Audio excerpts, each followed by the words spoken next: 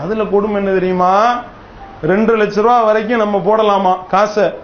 2 லட்சம் ரூபாய்க்கு மேல நீ எவ்வளவு போட்டாலும் அதுக்கு கணக்கு காட்ட வேண்டும். அப்படி நீ போடக்கூடியது 200% வரி விதிப்பு, பெனால்டி கட்டணும். எவ்வளவு உனக்கு அந்த இன்கம் டாக்ஸ் கட்டணுமோ அதையும் கட்டிட்டு மேற்கொண்டு 200% டபுள் மடங்கு பெனால்ட்டியும் போடுவானாம். நம்ம எவ்வளவு கட்டணுமோ அதுல இருந்து பெனால்ட்டியும்னா, இப்ப உதாரணத்துக்கு ஒருத்தன் 20 லட்சம் ரூபாய் போடுறான்னு வைங்க. இப்ப ஒரு விவசாயி இருக்கிறான், தெருவில் ஐஸ் வித்துட்டு போவானே, அவன் குருவி சேர்க்கிற மாதிரி 100 ரூபாயா சேர்த்திருப்பானே.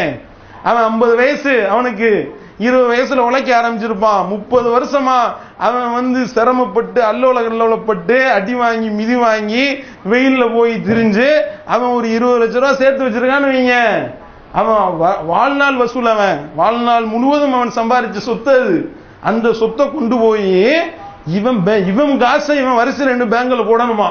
பேங்க்ல போட்டா அந்த 20 லட்சம் ரூபாய்க்கு போடுவாங்களாம் வரி என்ற பேர்ல 30%, அது 6 லட்சம் ரூபாய். அது போக 2 மடங்கு பெனால்டி 200%, அது ஒரு 12 லட்சம் ரூபாய். ஆக 12 லட்சம் ரூபாய், இது ஒரு 6 லட்சம் ரூபாய், 18 லட்சம் ரூபாய். இவன் ஆட்டையை போட்டுருவான். அந்த மோடி அயோக்கிய ஆட்டையை போட்டுட்டு ஐஸ் குச்சி வித்த அவனுக்கு 2 லட்சம் ரூபாய் கொடுப்பான்னா எவ்வளவு பெரிய அநியாயம் இது. ஏன்னா அவனுடைய வாழ்நாள் வசூல்றாவன், வாழ்நாள் முழுவதும் சேர்த்து வச்சு சொத்துறாது. இந்த மாதிரி எத்தனை விவசாயிகள் தற்கொலை பண்ண போறாங்கன்னு தெரியல. இந்த தற்கொலை பண்ணிக்கிட்டு ஒரு 3 செத்து இருக்கு.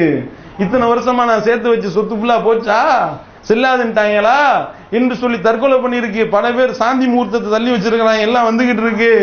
என்ன நடத்துறதுன்னு தெரியல. கல்யாணத்துக்கு வந்த மொய்க்கவரத்துல உள்ளதெல்லாம் 500-1000 ரூபாயா இருக்கு.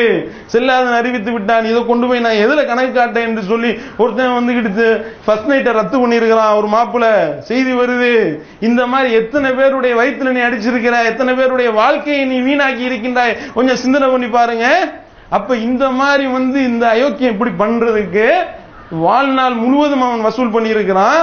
அதை கொண்டு நீ ஐடி கட்டு என்று சொன்னால், அப்ப இப்படி சொல்லு, 50 வயசு வரைக்கும் ஒருத்தவன் 50 வயசு வரைக்கும் நீ எதுவுமே கட்டல, சேர்த்து வச்சது இவ்வளவுதான் என்று சொல்லி ஒருத்தவன் சொன்னானா 20 வயசுல சம்பாதிக்க ஆரம்பிச்சிருப்பான். 30 வருஷம் வருமானமா போடுறா அயோக்கியனை. அதாவது செஞ்சு தொலைங்கடா.